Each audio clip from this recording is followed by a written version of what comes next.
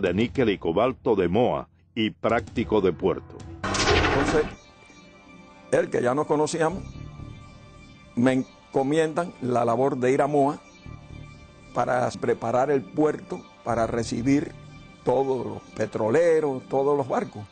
Y cuando yo vuelvo en una de las tantas reuniones que tuvimos en La Habana, entró un ayudante del Che con un montón de papeles y se quedó parado. Entonces el Che le dijo, ¿qué quieres? Le dice, pasa que estos son revolucionarios. Los papeles eran los fusilamientos del día siguiente. Él cogió todos los papeles, los firmó sin mirar, porque no importaba quién fusilaba, había que fusilar para sembrar el terror. Entonces muchos de los ingenieros jóvenes hablaban con él bajo la intimidación que tenía, de esa arrogancia, de decirte, la revolución no tiene a menos fusilar al mejor de los comandantes, así que no es nada fusilar al mejor de los ingenieros. Todo el mundo trabajaba bajo esa presión de no equivocarte. Entonces tú te limitabas a hacer las cosas en la manera más segura. Como práctico de puerto, es un riesgo entrar un barco de noche. Pues no, cerré el puerto y el barco se tenía esperando allá afuera, que le costaba, incrementaba el costo de demoras. Pero todo el mundo empieza a trabajar con temor. Ernesto Guevara de la Serna, a pesar de ser tan cruel y despiadado con sus enemigos políticos y practicar el despotismo en exceso y en ocasiones la indiferencia con sus subordinados, siempre sintió temor al enfrentar a Fidel Castro. Varias investigaciones muestran que desde el primer encuentro entre ambos en Ciudad de México en 1955, Guevara mostró ese sentimiento y Fidel Castro, al constatarlo, llegó hasta abusar del guerrillero argentino. Mientras yo esperaba allí en el tercer piso, hablando con Fidel, ese día que me empezó a preguntar cómo andaban las cosas, y yo igual. José Ignacio Rasco, abogado, compañero de Fidel Castro durante 11 años de la etapa estudiantil, fue llamado por colaborar con la revolución en el año del triunfo insurreccional. Y en eso llega el Che Guevara, y el Che Guevara le dice algo a Fidel, que había que proteger a un señor que estaba acusado de que podía traicionar a la causa revolucionaria y que había que fusilarlo. Y entonces Fidel ha cogido por la solapa al señor Che Guevara y pero, Che, no seas idiota, no te acobardes, si tú quieres lo fusilas, si te parece mejor lo pones en un avión y lo mandas para el exilio, o si no lo dejas que se pudre en la cabaña. Esta anécdota, a mi juicio, retrata cómo era la sumisión de el Che Guevara a Fidel Castro en aquellos momentos ya. Es decir, siempre le tenía pánico, le tenía miedo. Podían discutir mucho, pero al final el Che siempre agachaba la cabeza. Tras apenas 4 años de haber llegado al poder, Ernesto Guevara se convierte en una de las principales banderas propagandísticas de la Revolución cubana. Durante su intervención ante la Asamblea General de las Naciones Unidas, el 11 de diciembre de 1964, Guevara, haciendo uso de su derecho a réplica y debido a las constantes interrogantes de los delegados presentes, reconoce la realización de ejecuciones en la isla. Fusilamientos, sí, hemos fusilado, fusilamos y seguiremos fusilando mientras sea necesario. Nuestra lucha es una lucha a muerte. Es precisamente el empleo de la pena de muerte como método para la instauración del terror una de las constantes que caracterizaron a Guevara, quien identificó a los Estados Unidos como su principal enemigo y desató contra este y el denominado imperialismo yanqui una guerra sin cuartel, recabando en los partidos comunistas de Asia, África y América Latina fundamentalmente el apoyo para emprender tales acciones consideradas hoy como terroristas. Durante su mensaje a la Tricontinental, Guevara proclama textualmente: el odio como factor de lucha, el odio intransigente al enemigo, que impulsa más allá de las limitaciones naturales del ser humano y lo convierte en una efectiva, violenta, selectiva y fría máquina de matar. Todos tienen que ser así. Un pueblo sin odio no puede triunfar sobre un enemigo brutal. Seguidamente, Ernesto Guevara expresa una frase considerada por varios investigadores como uno de los fundamentos del terrorismo moderno. Hay que llevar la guerra hasta donde el enemigo la lleve, a su casa, a sus lugares de diversión, hacerla total.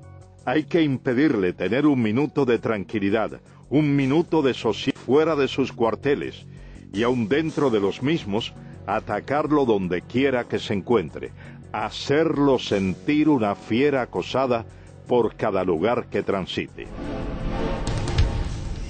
Ernesto Guevara organiza un grupo guerrillero en Cuba, parte a África. El Congo es el país escogido como punto detonante de la supuesta guerrilla africana. Y llega Guevara al Congo, participa en una serie de batallas, pierde todas las batallas, nadie lo atiende, la gente del Congo no le prestan atención. Nos dice que Kabila lo tiene a él como un becario, así como cero a la izquierda, y entonces pierde. Las naciones que rodean al Congo exigen que salgan del Congo los tropas extranjeras, y las tropas extranjeras eran las de Sudáfrica que estaban allí, y también las de Guevara, el grupo cubano, y se ve obligado a salir del Congo, pero él no quería regresar a Cuba, porque él ya sabía la enemistad que sentía Castro hacia él, y hubo una gran presión. Su misma esposa tuvo que ir a la Ida March al Congo a persuadirlo y a convencerlo de que regresara a Cuba. Entonces él allí ya ha organizado la idea de ir a Bolivia, porque ya Guevara no cabía en la isla de Cuba junto a Fidel. Tras ser derrotado en África, Guevara regresa a la isla y prepara una nueva aventura. Esta vez, el blanco escogido es Latinoamérica. Junto a un reducido grupo de hombres de confianza, marcha a Bolivia.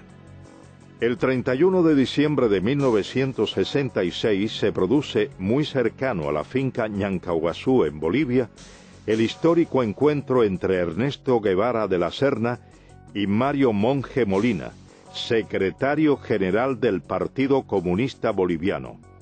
Monge le expresa a Guevara que no permitirá que ningún extranjero dirija la lucha armada de su país, y le propone hacerse él cargo de las operaciones y designar su asesor militar.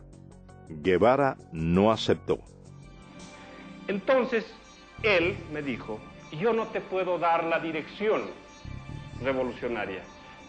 Él mismo me dijo en la conversación: yo a Cuba no podía volver. Para mí se había cerrado eso. Yo me había despedido a paso marcial. Entonces tenía que buscar otro lugar donde aparecer. Y Bolivia se presentaba las condiciones por algunas cosas que ellos llevaban y por el hecho de que nosotros vamos en proceso de preparación que ellos lo conocían. Han de encontrar un lugar donde exista un compromiso del Partido Comunista o de cualquier dirigente individualmente para colaborar con la guerrilla del Che en el país. No hay.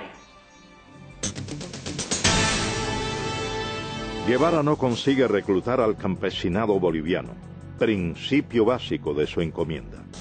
Y según los historiadores, desconoce totalmente las necesidades de estos, llegando a prometerles la propiedad de las tierras que trabajaban, desconociendo que en la localidad de Ucareña se había firmado en agosto de 1953 la ley de la reforma agraria boliviana.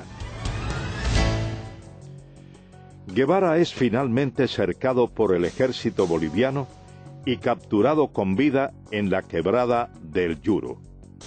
Según las notas del general Luis Requeterán, fuera en ese entonces coronel y jefe de la 4ª División de Operaciones Antiguerrilleras en Bolivia, Guevara, levantando en alto su carabina, gritó: «¡Me rindo!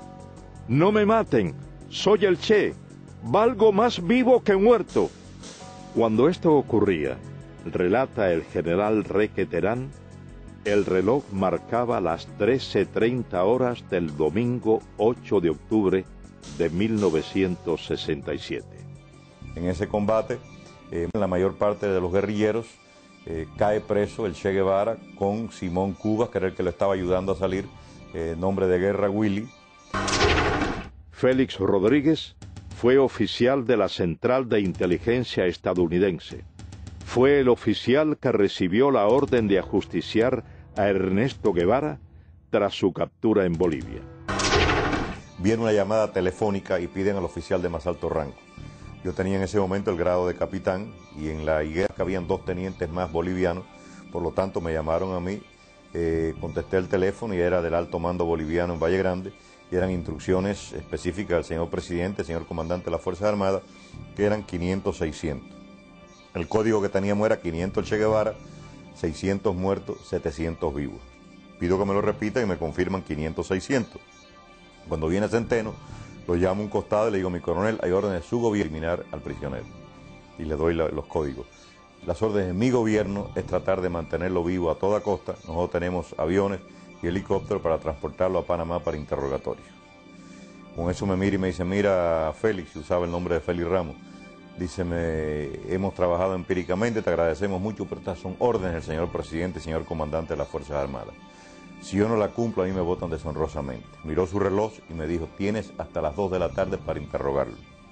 Nuestro helicóptero va a venir varias veces, va a traer comida y municiones para nuestros soldados y va a llevar nuestros heridos y nuestros muertos.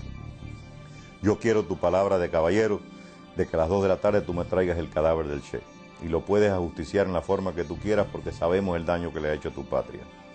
Y dije: mi coronel, trata de hacerles cambiar de idea, pero sonar una contraorden. Yo le doy mi palabra de hombre que yo le llevo el cadáver del Che. Entré a la habitación, él estaba sentado en un banquito, yo le había quitado las amarras al principio de nuestra conversación y se sentó ahí. Me le paré enfrente y le digo: comandante, yo lo siento, son órdenes superiores, yo he tratado. Se puso blanco como un papel pensando que era yo el que le iba a tirar. Salí de la habitación, que yo estaba lleno de soldados afuera, obviamente estaban escuchando la conversación, y estaba el teniente Pérez al lado del sargento Terán, y entonces le dije al sargento: sargento, no le tire de aquí para arriba, tírale de aquí para abajo, son órdenes de su gobierno, se supone que este hombre muera de heridas en combate. El sargento Mario Terán cumplió las órdenes transmitidas a Félix Rodríguez desde La Paz. Con la muerte de Ernesto Guevara quedó desarticulado el foco guerrillero.